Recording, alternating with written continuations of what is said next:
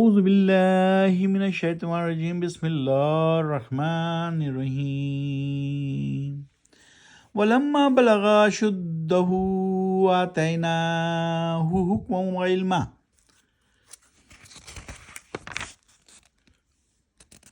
وکذالک نجزی المحسنین۔ ابھی آپ کے سامنے آیت نمبر 22 کی تلاوت کی گئی۔ سورہ یہ ہے سورہ یوسف، پارہ ہے وما من دابہ۔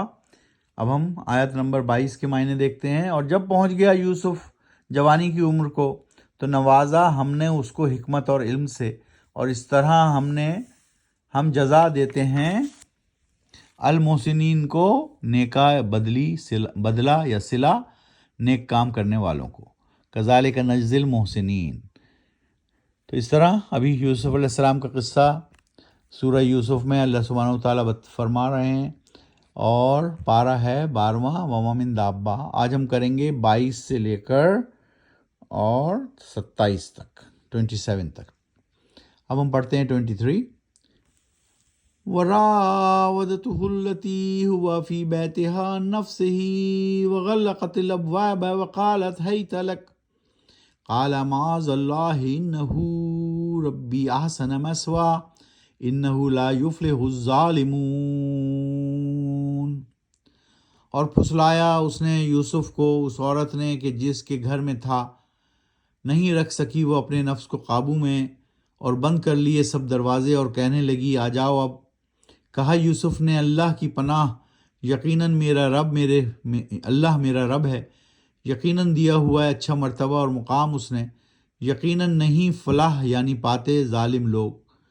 سو جس گھر میں وہ یوسف علیہ السلام رہتے تھے، یوسف علیہ السلام بے حد حسین تھے، تو جس گھر میں وہ رہتے تھے وہاں ایک عورت نے اپنے نفس پر قابو نہ پا سکی اور دروازہ بند کر کے رجھانے لگی یوسف علیہ السلام کو گناہ پر مائل کرنے کے لیے۔ لیکن یوسف علیہ السلام نے کہا کہ اللہ کی پناہ مانگی، اور کہا کہ اللہ میرا رب ہے اور نہیں فلاح پاتے ظالم لوگ، تو انہوں نے اللہ سے مدد مانگی۔ آیت نمبر 24۔ وَلَقَدْ هَمَّتْ بِهِ وَهَمَّ بِهَا لَوْلَا أَن رَأَىٰ بُرْهَانَ رَبِّهِ كَذَلِكَ لِنَصْرِفَ عَنْهُ السُّوءَ وَالْفَحْشَاءَ إِنَّهُ مِنْ عِبَادِنَا المخلصین۔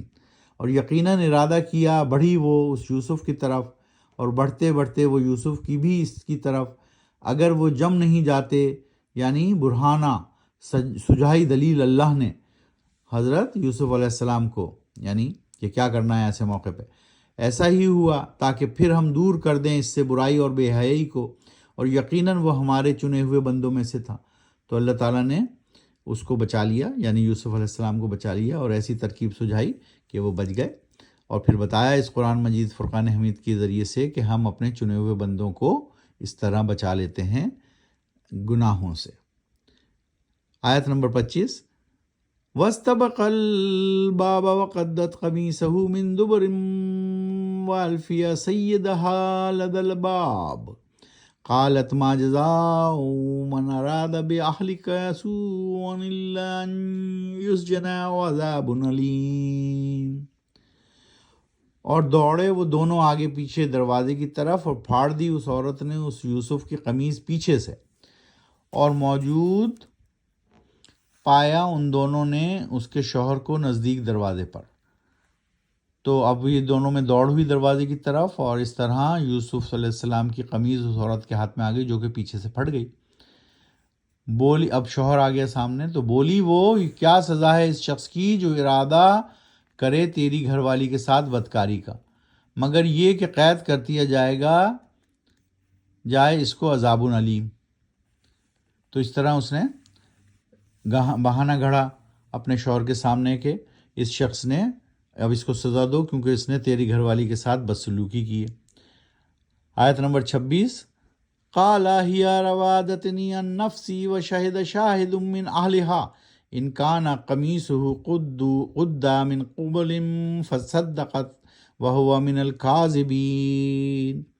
کہا یوسف نے کہ یہی بہلا پھسلا رہی تھی مجھ کو اپنا مطلب نکالنے کے لیے، اور شہادت دی ایک گواہ نے خاندان میں سے کہ اس عورت کے اگر ہوا یوسف کا قمیص کا پھٹا ہوا آگے سے تو عورت ہے صادق، اور اگر قمیص پھٹی پیچھے سے تو یوسف ہے سچا۔